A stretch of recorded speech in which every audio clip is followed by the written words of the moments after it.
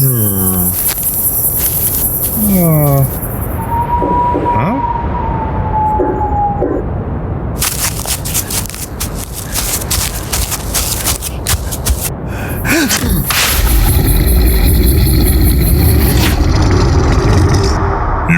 listening to Cryptid Clues, featuring your hosts, Taylor Field and Reuben Olson.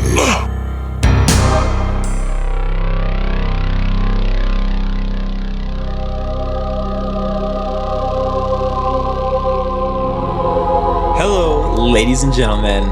I am Taylor Field. And I'm Reuben Olson. Yes, and you have tuned into our latest episode of Cryptid Clues.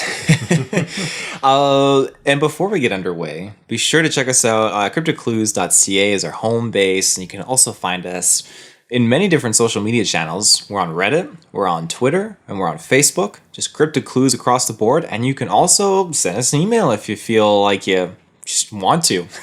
CryptidClues@gmail.com. If you've seen anything strange, who are you going to call? Yeah. All right, Taylor, I believe you have a good topic for us today. Oh, you're going to have me say the name. Oh, I apologize to everyone. It's the Mokele-Mbembe. Yes, the Mokele-Mbembe. So, funny story. We were just driving around, and he was trying to remember the name of this thing. And he said, he didn't bring up the topic about podcasts or anything. He said, what's the name of it? Like the Macaulay Culkin? He's like, yeah, that's it. Well, I thought he was talking about like a movie or something, but no, he was trying to talk about the Mokele-Mbembe, and he totally thought that it was Macaulay Culkin. So yes, there's a big Macaulay Culkin roaming around up there. I apologize. No disrespect at all to the community that is super invested in this cryptid. It's just one of those names. It's like, if you go back to episode 3 of the Dover Demon and the Jubbafofi, I got it right. That's it. Yeah, I'm working on it. Yeah. So it's just one of those names I got to keep working on. But yeah, we're talking about this cryptid, the Mokele-Mbembe, and I guess I'm gonna kickstart with a little bit of its origin, right? Yeah, absolutely. Yeah. Start us off here. From what I could find researching this, the origin of this can be traced back to 1909 to a book called Beasts and Men. And this was basically written by a zoologist named Carl Hagenbeck. And if you check out the blog, I'll put a cover or an image of the cover of the book in there so you can check that out. But basically in the book, Hagenbeck is he's focused on dinosaur bones, speculating about sauropods, which, if you don't know what a sauropod is, it's a long-necked dinosaur like the Apatosaurus, and how these creatures could still technically be alive in the deepest parts of Africa. Although there wasn't any substantive or solid evidence aside from just the legends and rumors and such. His claims were very, very quickly picked up and circulated by the media.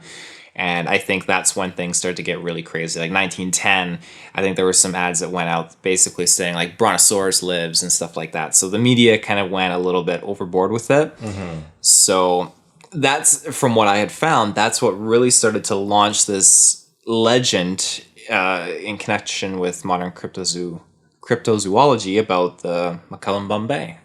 The Mokele-Mbembe. Yeah, I have quite a bit of generalized info on it, so I didn't really delve into anything like the book that started it all or anything like that.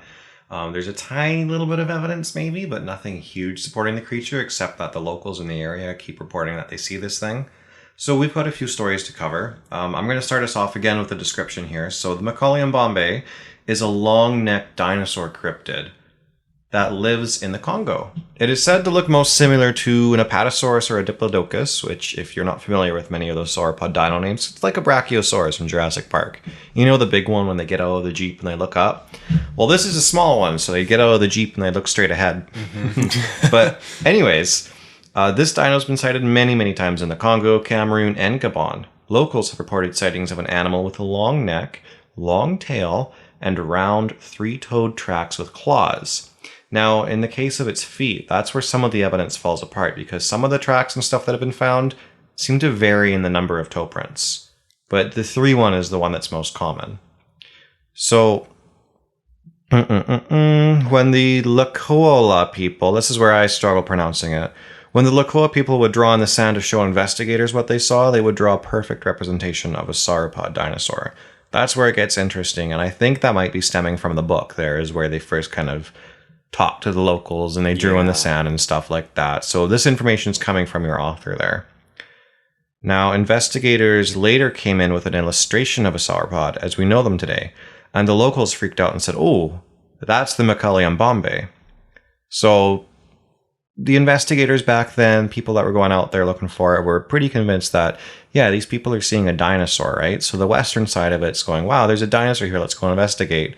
And the people in the area are like, there's a big scary lizard. This is what it looks like. Yeah. So that's kind of how it lines up there. So its size is supposed to be in between that of a hippopotamus and an elephant. Its length between 16 to 32 feet, with a neck about 5 to 10 feet long. Its tail about the same length of its neck. Reports from the Cameroon have reported these creatures as long as 75 feet, however, with a frill or horns on the back of the head. So there are some distinguishing differences here depending on the location. Well, it's supposed to be reported sort of like a rooster, I guess. Yeah, like a rooster frill. Yeah. And then the one with the horns is interesting too, because that's obviously quite different than a frill. Mm-hmm.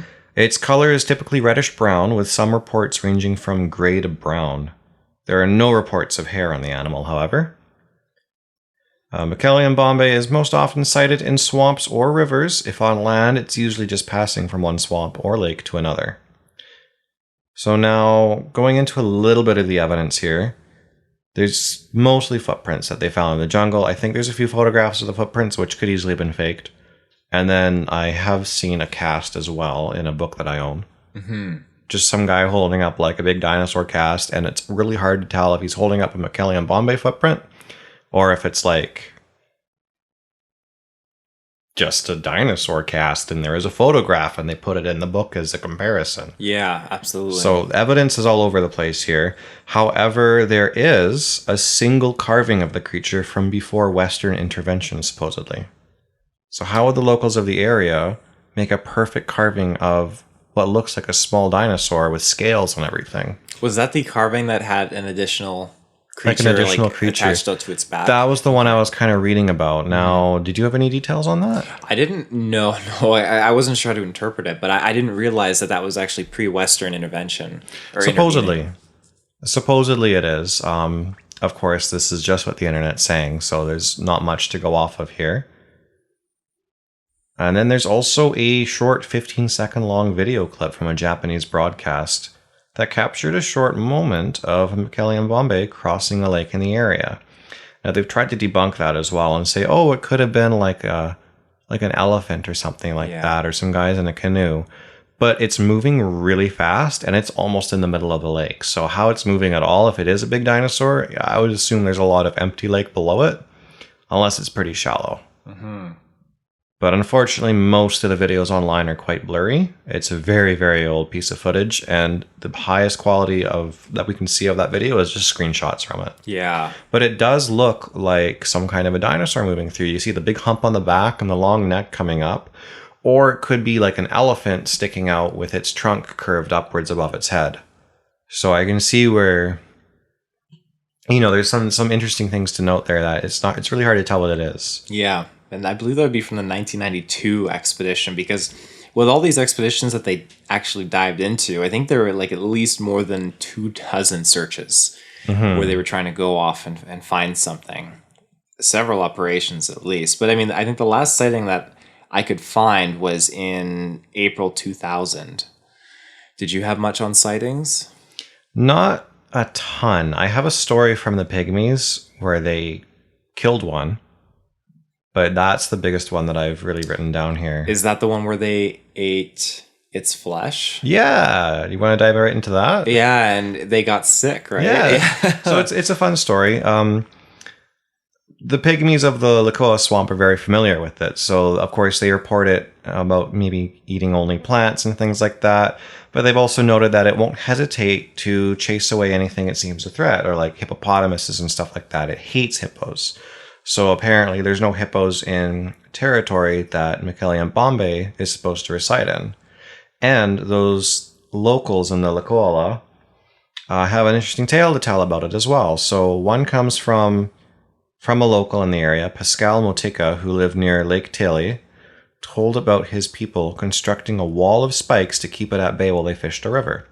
When the Mokele-Mbembe tried to break through, they attacked it with spears and killed it. They tried to later cook and eat the beast, but discovered its meat was poisonous, and many of them died afterward. Mokele never saw the creature itself, but had one close call where something large dove into a river and went underneath, leaving behind a large wake that made it difficult for him and the pygmy guides to paddle across. Mm-hmm. Well, when you get into poisonous, I mean, my mind goes to like, what if it was like partially radioactive or something like that? Like, what if, or maybe it's just It's Godzilla. Yeah, Godzilla. Yeah, I can't picture it being straight up just poisonous to eat. Mm-hmm. And I'm trying to relate that to another present day animal on this planet that would be poisonous to eat. And I'm not gone out and experimented and eaten all kinds of things, but I can't think of one right away. Think of like a defense system though, in some kind of animal where if it gets killed, maybe it releases some kind of venom into its glands. So post-death. Or poison, I guess. Yeah. Yeah, that makes sense. Interesting. Yeah. Also interesting to note, the Mokele-Mbembe appears in Godzilla King of the Monsters. Yeah. Or is it? It's King of the Monsters. Is it King of the Monsters? I believe it was a Monarch Easter egg where they labeled it as such. It wasn't one of the main monsters, but it was in there. It's like a big silhouette of it in one of the cameras. So what is the Mokele-Mbembe? Some of the things they've tried to come up with to debunk it are rhinoceros, an elephant, even a large pangolin. And that's all been suggested as possible explanations for sightings. I can definitely believe the elephant one, although supposedly the locals in the area know the difference between the Mokele-Mbembe and an elephant. So if they're telling the truth, I find that hard to debunk it with. And pangolins, on the other hand, are just tiny. Basically like a little armadillo. They grow up to about 4 feet long, but they're quite short.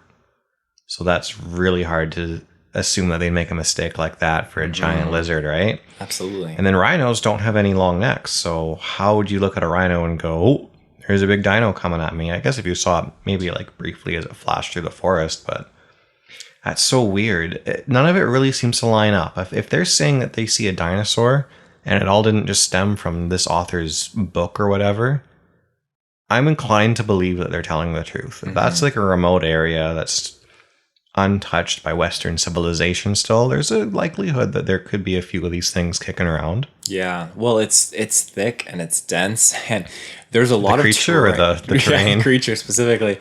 The terrain. I mean, there are so many landscapes on Earth that even with satellites these days, it's hard to penetrate through, especially like a forest canopy.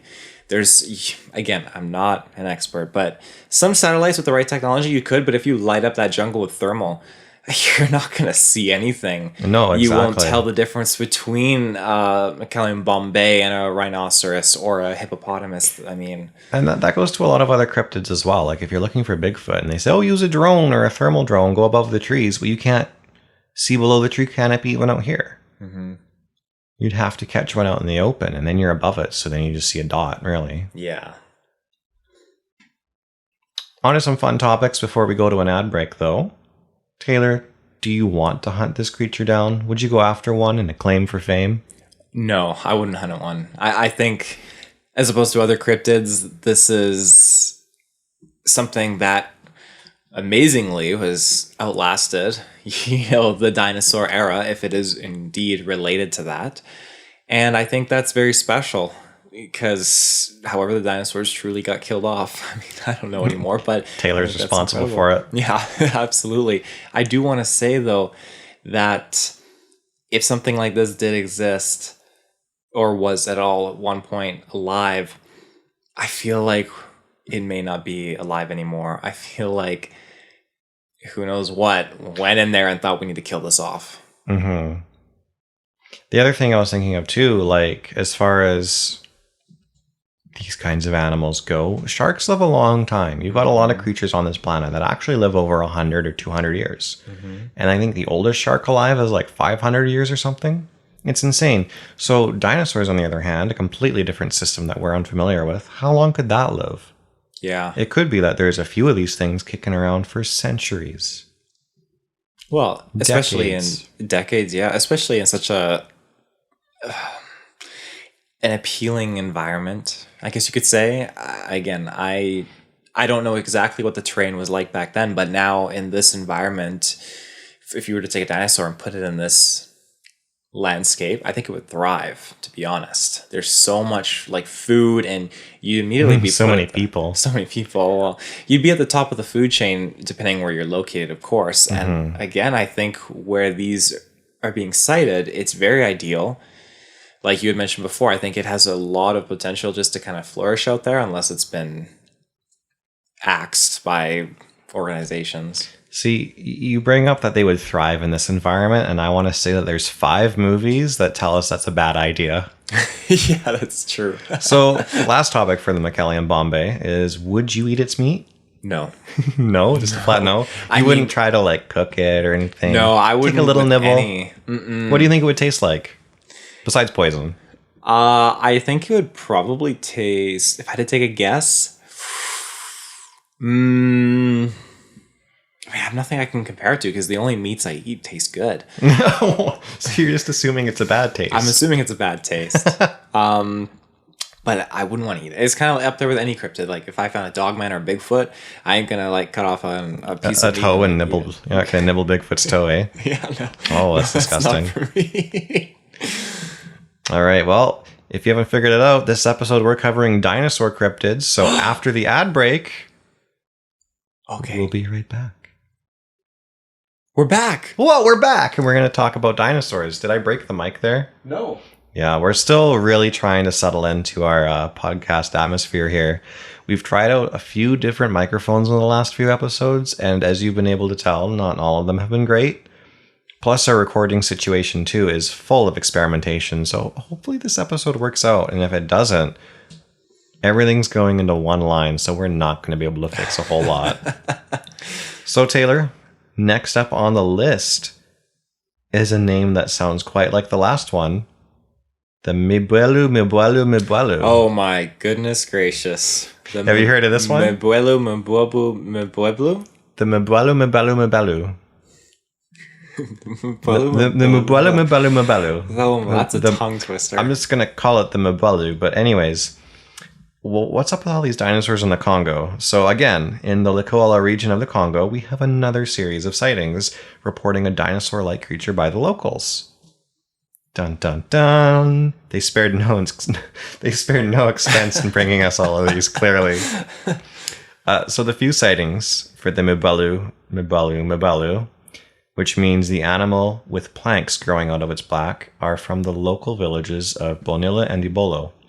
They all tell of a creature with green algae hanging onto the exposed part of its body when it comes up to the surface of the water. All sightings are of the creature partially submerged, so there's no accurate description of its feet, only of the large spines or planks that stick up across its back. What does that sound like to you? I'm immediately thinking of a Stegosaurus. That's exactly what they describe. Goodness. So there's no physical evidence for this one, though from reports it most closely resembles a stegosaur. There are also African cave paintings depicting a similar dinosaur-like creature with planks along its back, looking exactly like a stegosaurus. Mm-hmm.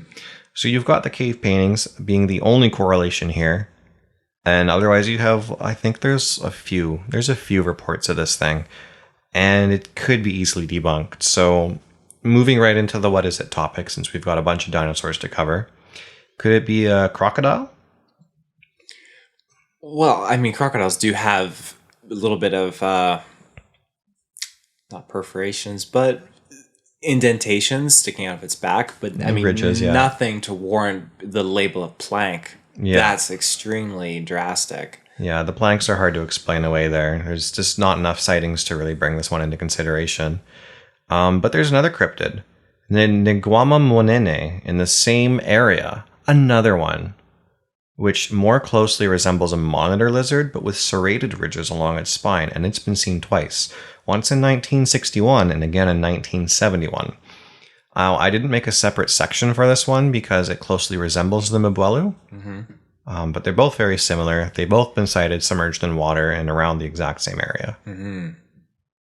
Interesting. So, do you think this one's remotely plausible? Again, I think if you're dealing with something that is a Vegisaurus, I think that, to me, it seems much more plausible and realistic. I feel like it's not going to catch attention like a carnivorous one would, where it's storming into villages or nearby cities and houses and just eating people left, right, and center. When you're dealing with something like this, it can just stay confined to its little area and just eat the shrubbery, eat the local vegetation, and it thrives. Unless, of course, the carnivores stay in those areas and feed off of the herbivores. But it's funny because I'm more drawn to Mokele-Mbembe than I am, I'm just going to call it the MB. The Mbelu? Yeah. You're more drawn to Macaulay Culkin than the Mbelu. Okay, exactly. got it. I really like the idea of this one, though, with the green algae hanging off of its spines as it comes out of the water. That just feels like a scene from Jurassic Park 2 when they meet the stegosaurs. It does. And what's interesting about that as well is that's such a fine-tuned detail to hone in. Like if you're talking about a report and you're trying to be specific and realistic, there's certain things that's Ruben's just showed me a photo. That's very intriguing. There's certain things that you could say can be made up or overlooked usually, but I think if someone has an encounter, they're going to be panic stricken. They're going to be saying like, there's this big thing, it just popped up in front of the road, that's it. And then in retrospect down the road, then when they focus on it, then they could probably think of those finer details that they might have missed, and they can think, you know what, it actually had like an algae coming off of its planks off of its back as it was in the water. Like things that you normally wouldn't think of to make up. That's like something with a lot of dogman encounters, it's such a quick moment, but then they're able to hone in on like the drool coming off of it and stuff like that. Yeah, exactly. And I feel like as far as encounters and sightings go for these dinosaur cryptids, I think that that's something that, unless you're very, very in tune with what you're talking about and you're trying to get a big lie or a hoax, I mean, I don't feel like a lot of hoaxers and stuff are clever enough to really think of that. At least dating back a few decades, I don't think that they're willing to think to go that extent. Like, it had the algae all over it and everything like that. The feet were not visible because it was submerged mostly in the water. Like, I'm trying to get at their intricate things. That's an interesting thing too, is if they can't describe the feet and they refuse to because they didn't see the feet. Yeah. That's an interesting aspect to hold on to with the stories. If they were making something up, you'd think they'd almost be like, oh yeah, its feet were like this. Or maybe it was like that. But again, there's only a couple sightings of this thing, so yeah, who knows really. Now, you brought up carnivorous dinosaurs earlier and how troublesome that would be. That leads us right into the Cassairex, which, if you've heard of it before, is probably a hoax. More than likely a hoax. This one's very, very unbelievable. So the Cassaiorex's first sighting, I guess, was by John Johnson, who was hunting down an elephant in the desolate Kassai Valley. He was interrupted by a gigantic lizard that he shot at multiple times until it ran away. Now, the dinosaur aspect of this didn't come out until later. He referred to it as a lizard originally.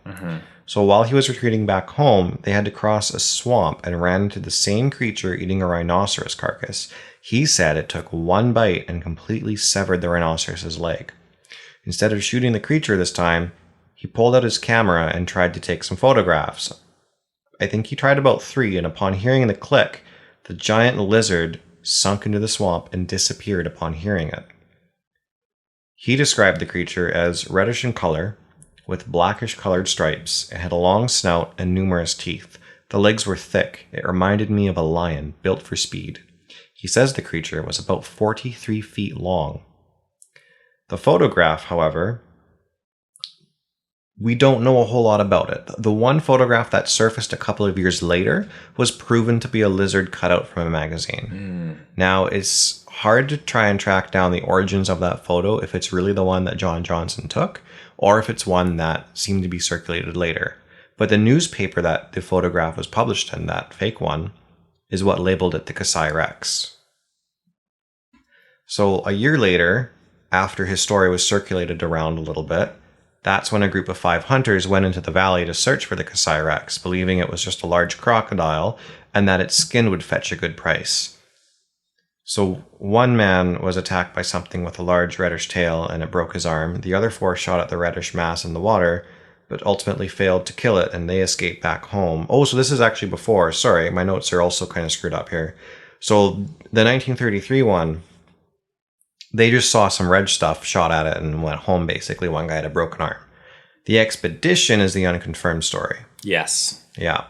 That's where there was a big massacre. Did you want to finish that one off, Taylor? Sure, yeah. So that was the hunter. They again lost his wife, went out a year later, went out there with a few other hunters, some locals, and they didn't come back. I think it was the 5th day that the local military and some other locals went out to go find them, found the campsite, found some wildlife that was hunted, strung up in their campground, continued on a little bit, and found just this massacre. They found just, I guess, body parts everywhere. They found like forearms with the hands still on and just blood. And it looked like a large creature had trekked through there. But there is no confirmation of what did it. Mm-hmm.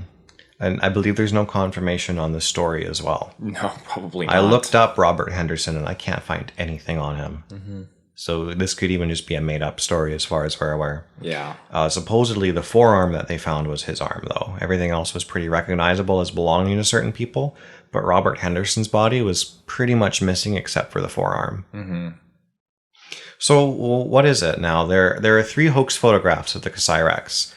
That's the only quote-unquote evidence we have of it. 2 of them being superimposed lizards as a cutout from a magazine.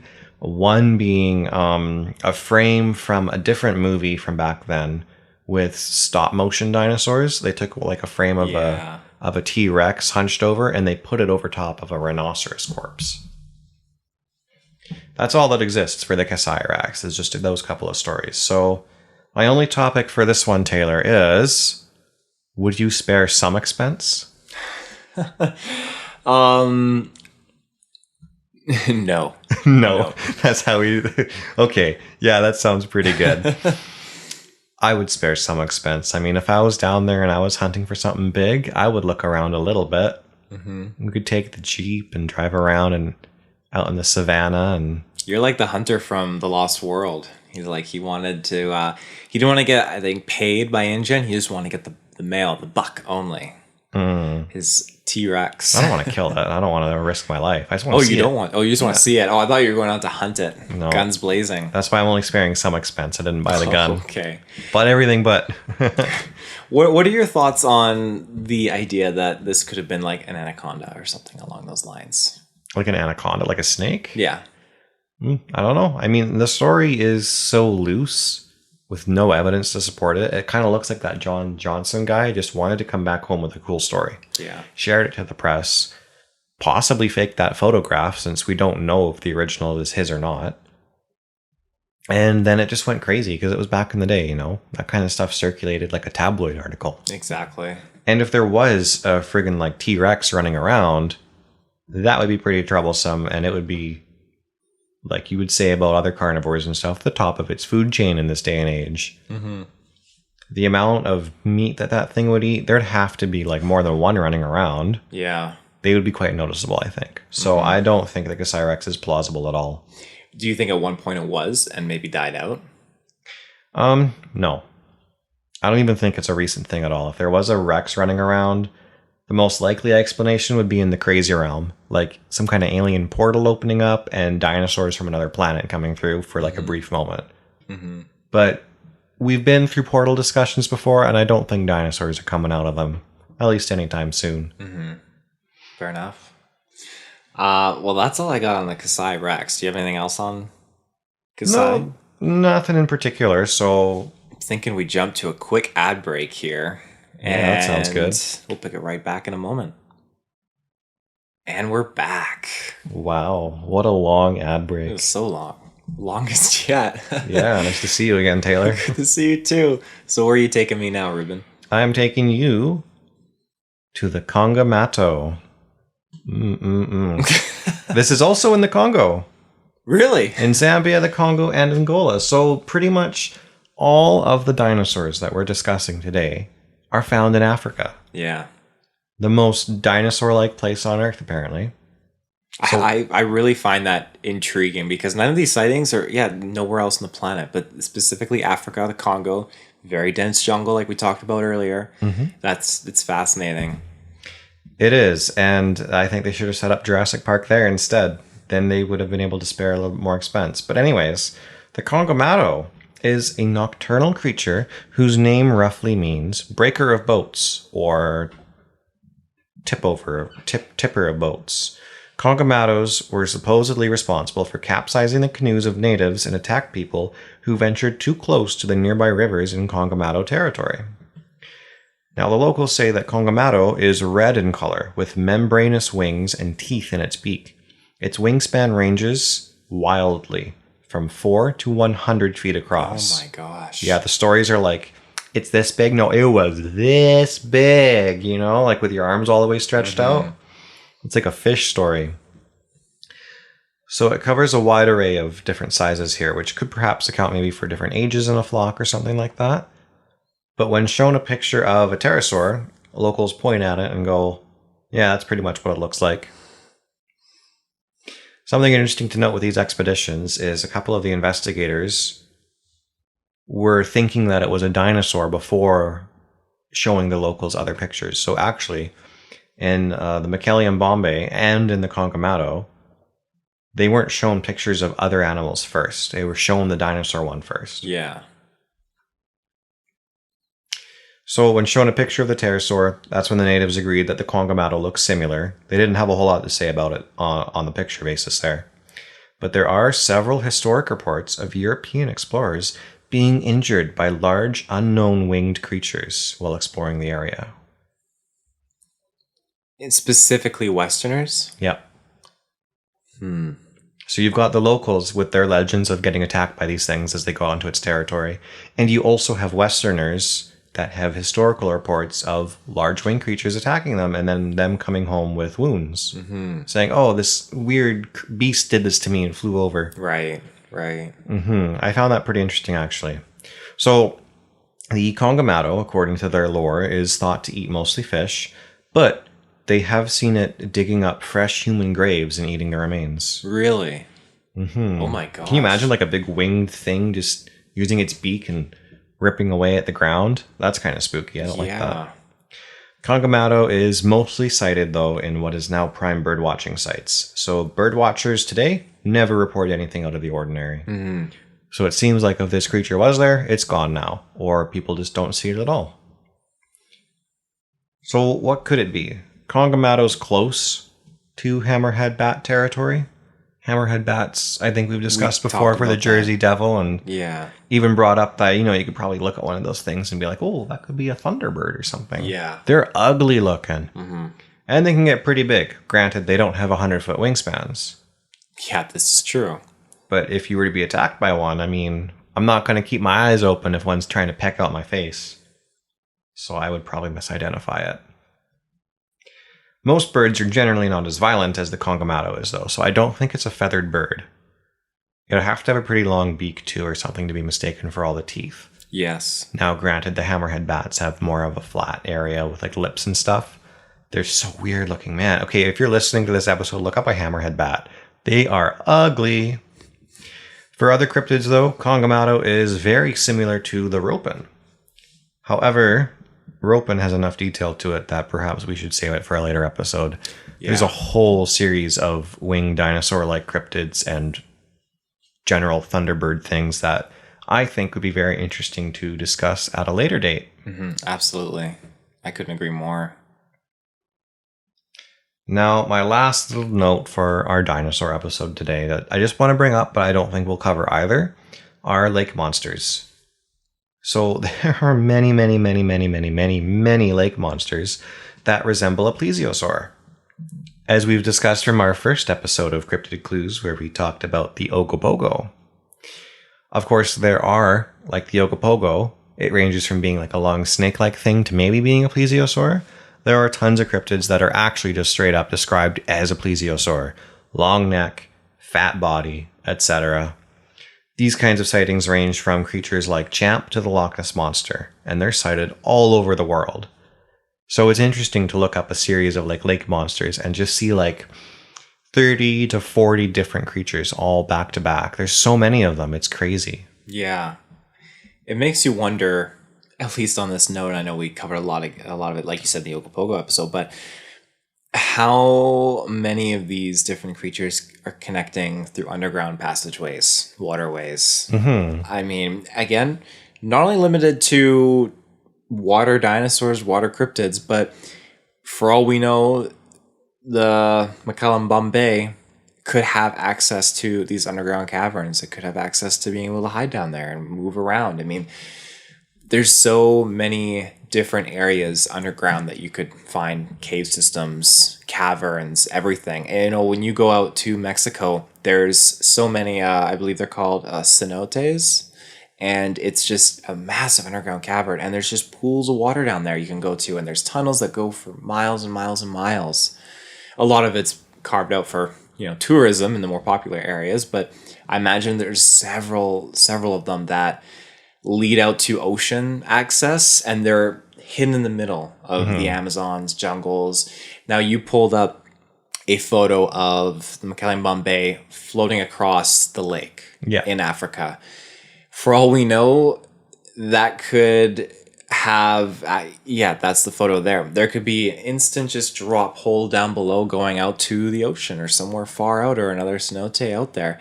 There's so many places, again, like we talked about the density of the shrubbery and the vegetation, that it could cover massive holes going to caves down below. Like that's why I'm more inclined to say that these things have a lot of that foundation of credibility to being able to hide and thrive in these environments, more so than a Cassairex, as we talked about.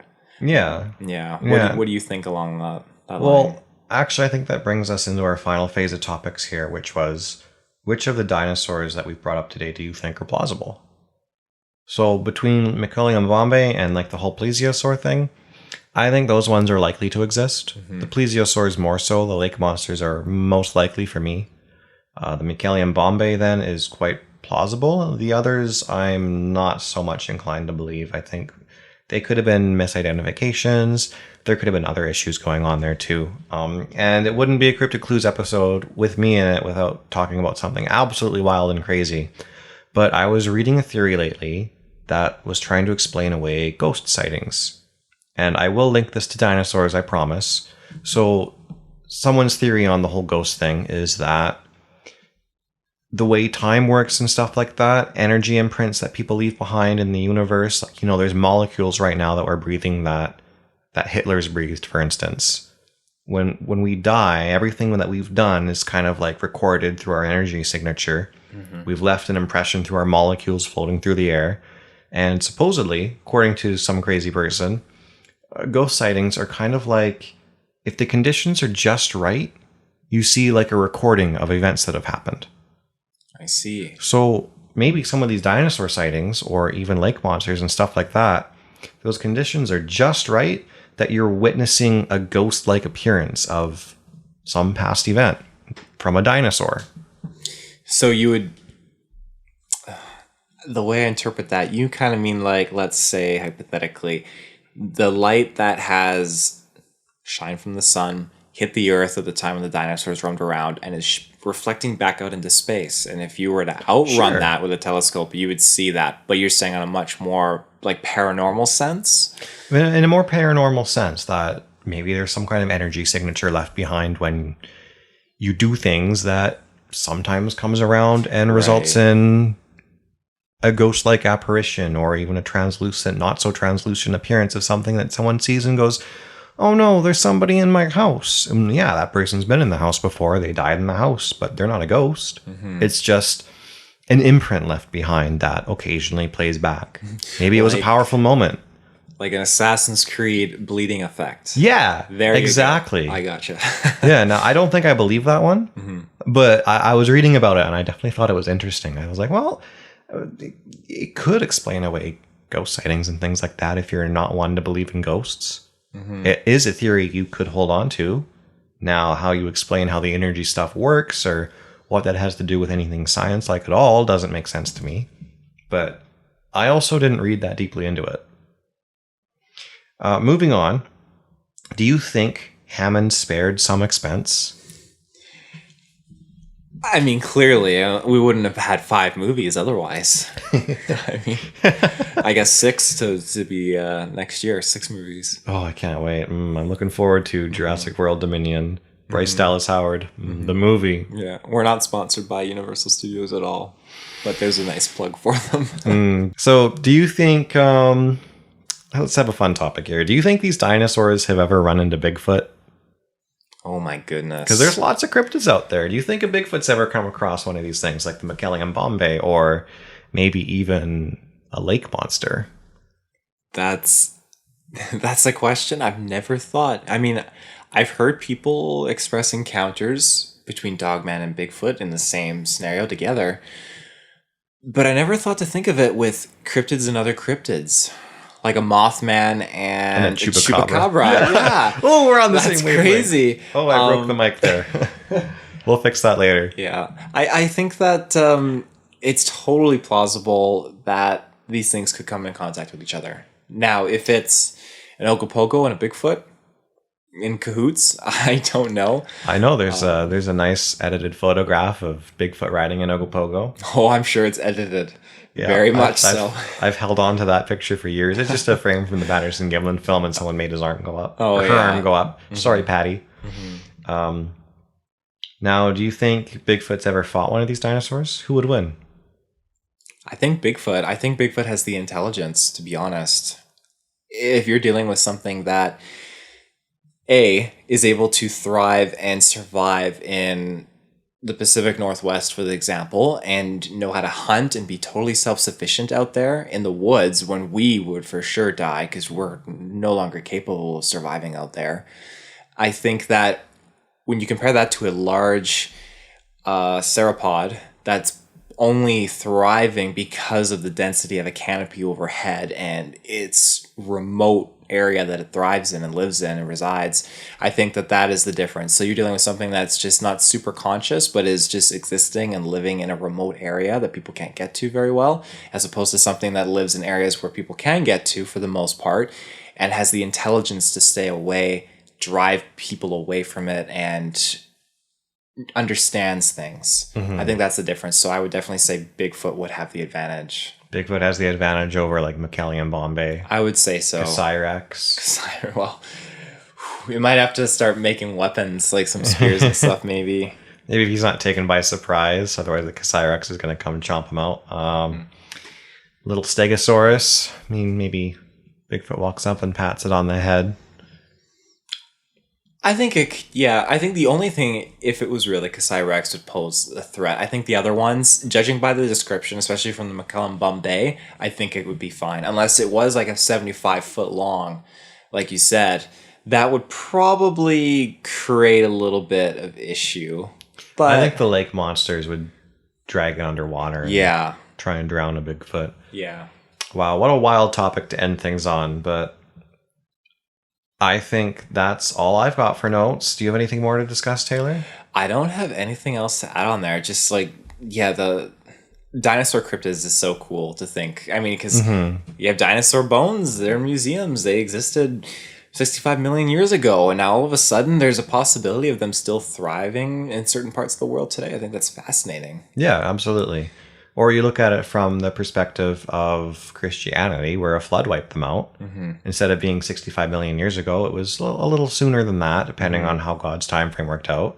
And then you've got maybe these lake monsters that still exist because of a flood, or you've got some dinosaurs kicking around that weren't affected by it. Mm-hmm. There's always different scenarios from every perspective. Mm-hmm. But I find it quite fascinating to think that there's still dinosaurs out there. At least the child in me really hopes that there's a couple. Yeah. I'd love to see one. Yeah. I'm scared that they're going to be a little scarier than I want them to be, though.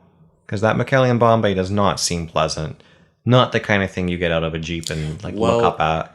That's interesting, because you're dealing with something, if we bring evolution into play here, you're dealing with something that in the natural course of evolution probably would have been much more bird-like in its trajectory as its growth. Now you're dealing with something that, let's say it is from that time period, it's from the same lineage, and a cataclysmic event happens and unfolds, it totally disrupts the ecosystem and the trajectory of evolution for this species. And now you have this totally new ecosystem that's come into play. You have humanity and so many other things and other periods and eras. It's totally shifted the evolution of the species. So it would totally be different from what we thought. You know, we can look at the bones and we can pinpoint what it would look like back then, and probably, I don't know, maybe now to a certain degree, through its evolution. But that's based off the existence of those things in the bones that existed at a time period. Now, if you could see these things right now, I think they would look very different. So you're dealing with, what would be a good example? Just something that's become less bird-like and evolved into something much more, I don't want to say lizard-like, but much more custom to our environment, our time period, I guess you could say, our era. So what do you think that would say about things then if they do look like they're from Jurassic Park? Not so bird-like, but more lizard-like. I think it would, well, I think it would go hand in hand more so with where we are in our, not society, but in our world. I think when I look at dinosaurs in Jurassic Park, yes, I know that they're dinosaurs, but the way they represent them, to me, it feels like they're much more kind of like suited to this kind of like world. Again, I know it's a movie. There's no credibility in that to pull from, but the way that they design them makes it feel much more like it's a creature from this world. Maybe Steven Spielberg's just drip feeding us. They're preparing us for the dinosaur reveal when they take over the planet. Well, you never know. A lot of these things in movies, again, I'm not going to pinpoint to certain things like Loki and multiverse, stuff like that, but there's things that it makes you wonder if it's just being drip fed and it's just trying to like plant the seeds so people don't go into a panic attack when the Cassairex just pops out and starts swarming you. I'm definitely prepped for the Bryce Dallas Howard takeover. There you go. All right. Well, what time code are we ending at now, Taylor? I feel like we've talked for quite a while. We're coming up close on like that near end hour mark. So I think that's probably where we'll cap it. I love that we just leave that in there too. So thank you folks for listening today. It's been a wonderful episode. Hopefully our microphones have worked out. Yeah. Taylor, do you want to take us out? Yeah. As far as episodes go, check us out. All our previous episodes that we've done, because we've covered some pretty cool topics so far. We've covered Dover Demon, FoFi. We've done the New Jersey Devil, Ogopogo. And we have a few more cryptids that we'll be diving into. Well, at the time that this releases, our Encounters episode should be live now. And we have our first one of that. And it's a Dogman encounter, and I had a person, and I'm not using the real name. Like, it's just for privacy reasons, they gave me this name just to call them out for, and they're referred to as similar percentage, and it's a awesome episode and encounter. So definitely tune into that. That's on our main feed. We won't list our cryptid that we're gonna do. We'll keep it a surprise. And that's because we don't know which one we're going to do next. That's exactly it.